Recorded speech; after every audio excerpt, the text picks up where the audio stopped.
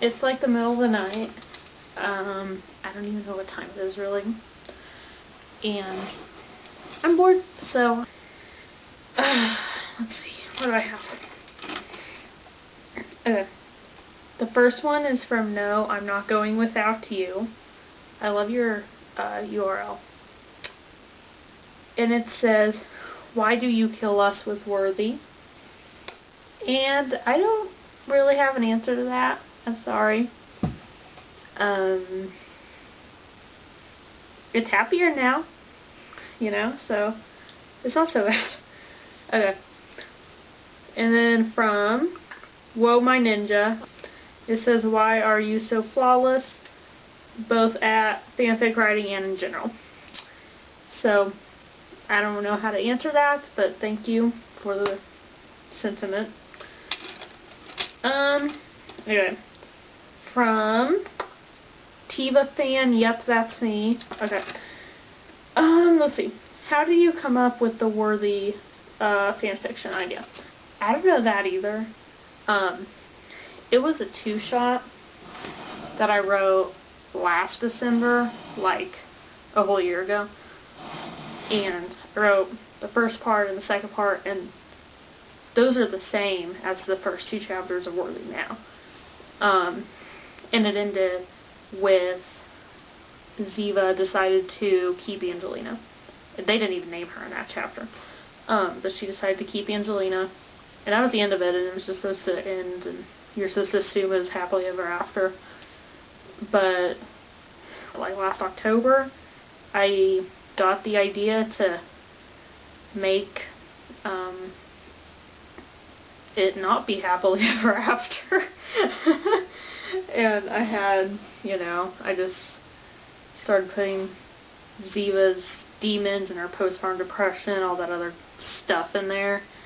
And, you know, the effect it had on Tony, and how ultimately he ended up as a single father because of it. But it's about a family falling apart and coming back together. That's like the central theme. But yeah, anyway, to answer your question, I don't know how I came up with the original two shots or the long story. I guess I just pulled it out of my head. Just popped in. And then also from Tiva Fan, yep, that's me. Where do you live in general?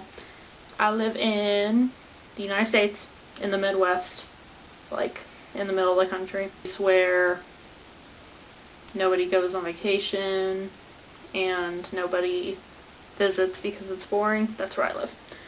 Okay. Tivalicious. I love that username too. Okay, she wanted to know if I took fanfiction requests. I mean, I'll take them. I can't guarantee that I'll write them. And I can't order myself to be able to write something well. I have to, like, I have to get into it in a certain way, if that makes sense.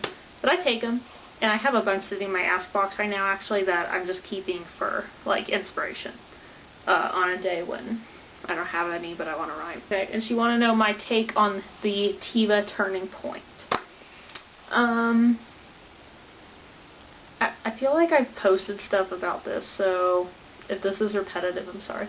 But the way it was worded was like it's the beginning of a turning point.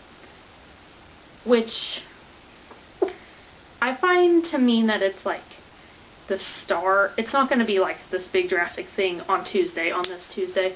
That's like they kiss or they admit something or whatever. I mean, I'm sure there will be a moment, but I don't think it's going to be a huge, like, on Tuesday, U-turn. I think it'll start to be kind of like gradually shifting in that direction as they move toward a relationship by the end of this season. Because I really think that they'll be there by the end of this season.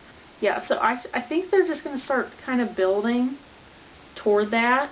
And maybe like in the penultimate episode or the season finale, then the big thing, the kiss or the admitting the feelings or whatever will happen.